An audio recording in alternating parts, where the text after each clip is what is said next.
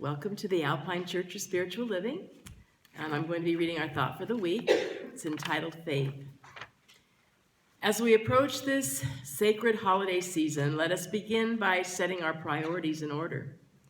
Yes, many have developed various traditions of gathering, feasting, and gift-giving. All that is well and good, but let us remember the reason for the season.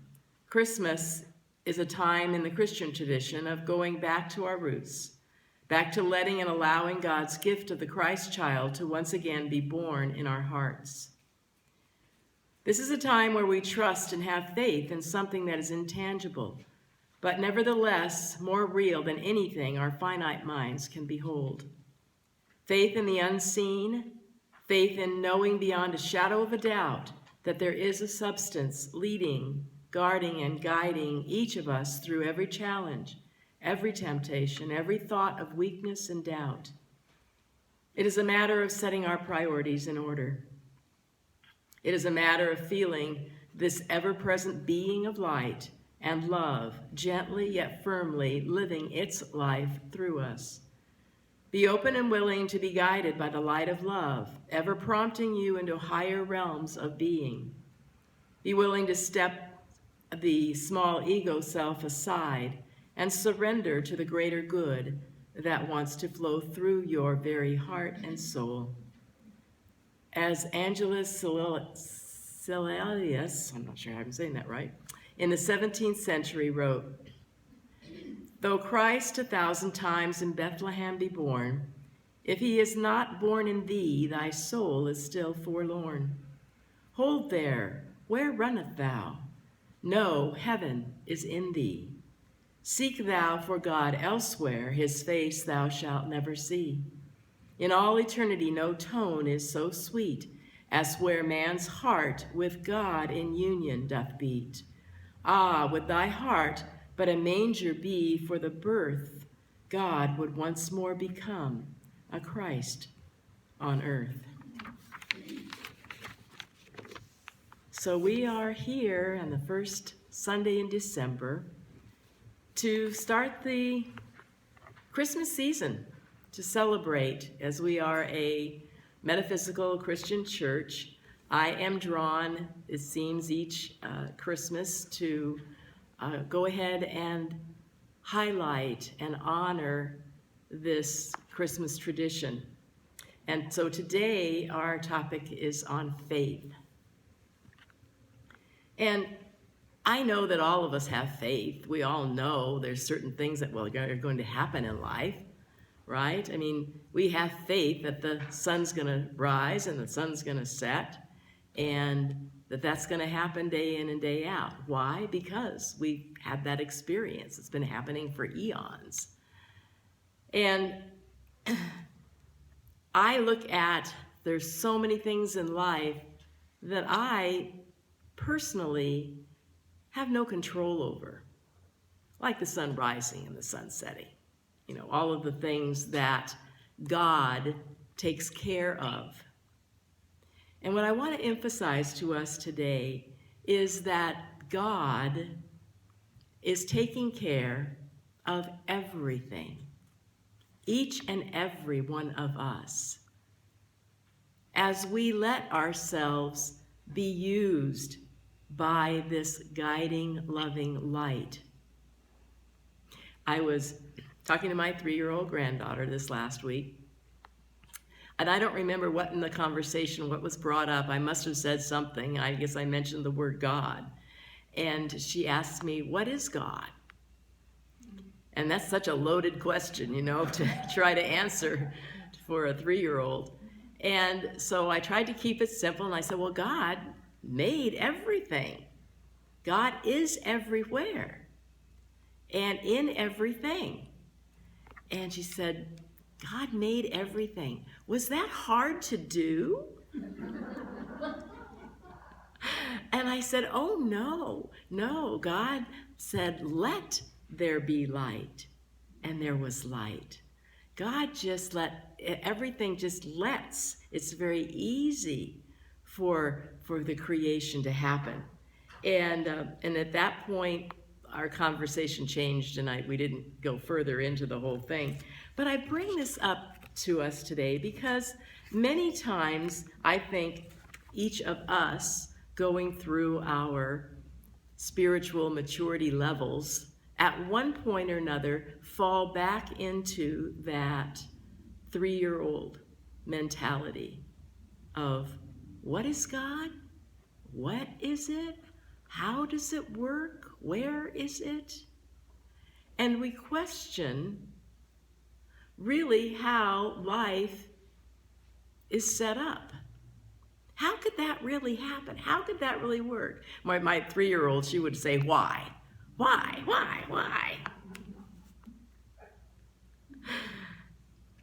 So when we are talking about this word faith, if you look at that word, it had the synonyms to faith are confidence, trust, reliance, and conviction. Those are pretty strong words. And I'd like us to recognize that we obviously always have faith, but what are we having faith in? Are we having faith in the reality of life, in the big R? Like I said in the thought for the week, for our finite minds, that's a very sometimes difficult concept to grasp, to understand.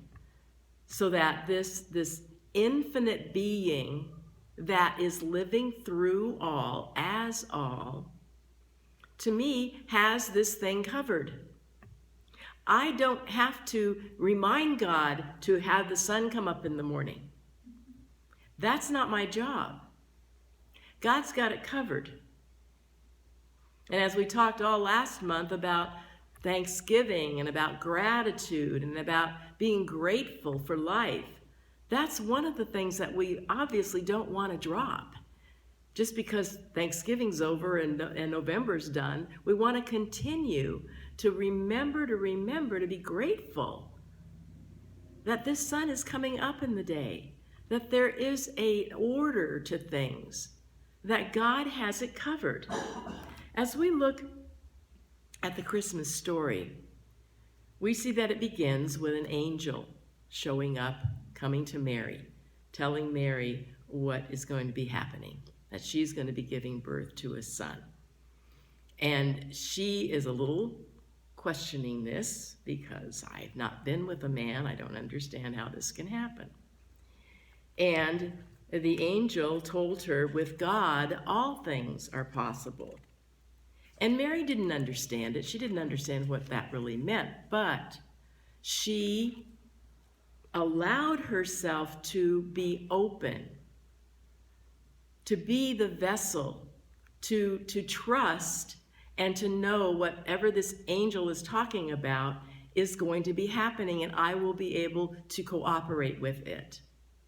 You know, it's funny when you read the Bible, how many times do you see the angels showed up, the angels were here, the angels were there? Do we have that in this life very often, in this day and time? How many angels have you spoken to lately? You had any that come up to you? Oh, see, we have a nod coming in there. But I think that, to me, they believed in angels. Do we believe in angels? Do we believe that there is a divine interaction, a divine connection, a divine beings that are leading us and guiding us? I'll have to say I have had continued struggles with my son's passing. And as I was preparing for this talk today, thinking about that verse, with God all things are possible, my mind has a tendency to rebuke it, to say, I know that physically Bert cannot show up again here on this earth plane. That's not going to happen. But what I have to do is go back to knowing that There is a power for good in the universe that has created everything. When I told Adeline that God said, "Let there be light," and there was light, it was letting. And we are here as those emissaries, as those physical angels of God, in my opinion, to let our light shine, to let this perfect being that is within us out, to be demonstrated, to be experienced. That's, to me, what we need to remember. When I wake up in the middle of the night and I think about Burke, I am so blessed because automatically, and I don't consciously make it happen, but automatically the words come, "I am with you always." I am with you always. And the other one is, there is one life. And as I embody that, as I accept that, there is a consoling energy around that. As I listen to my music, it's on a random type thing on my iPod when I'm driving down the hill to watch Adeline. And this last week, Ricky Byers' song "Use Me" came up. And I know many of you are familiar with that. "Use me, oh dear God." And let whatever I am be the vehicle through which your goodness, your life, your love is showing up in the world. And that word "let," doesn't it make it sound easy? Doesn't it make it sound like it's not hard? But I have to go back to reminding us that in order to have it be easy, to have it be a let thing, we need to set our priorities straight. We need to remember that when we start out our day, that we do give thanks, that there is a power and a presence, that yes, is unseen, that's what we have faith in. That's what we have confidence in. And it is much greater than anything on this physical plane. When God made everything, what was his result? What was his response when he made whatever it was? And I'm saying he in quotes. And God saw it was good. And God saw it was good. So that is our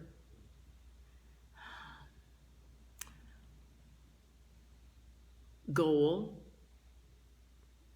to no matter what is going on in the life that we are co-creating, that we are cooperating with God, to see that it is good. Now, many times, if you read Joel Goldsmith, he says, "No, there's no good, there's no bad, it just is. Everything just is," right? And that's not a bad idea to grasp, to let go of judgments, because we know when we look at something, that story about the horse, that the horse ran away and then it came back, but that's a bad thing. But then it came back with a whole bunch of other wild horses with it. That's a good thing.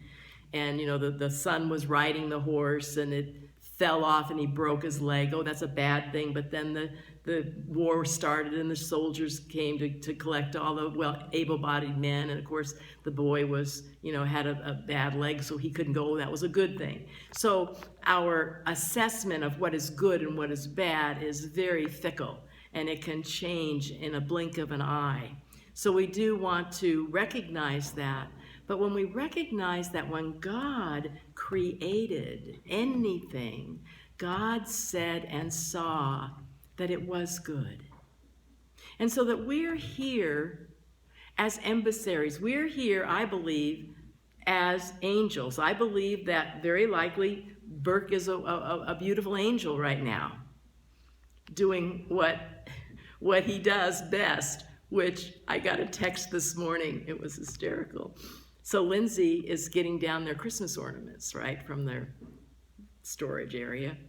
And she took a photo of a box, and it was Burke's handwriting very clearly, and it said ODMENTS.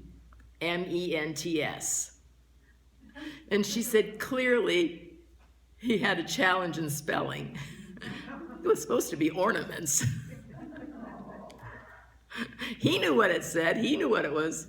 But I texted back saying, oh, I've got to work more closely with Adeline on her spelling than I did with my son, obviously.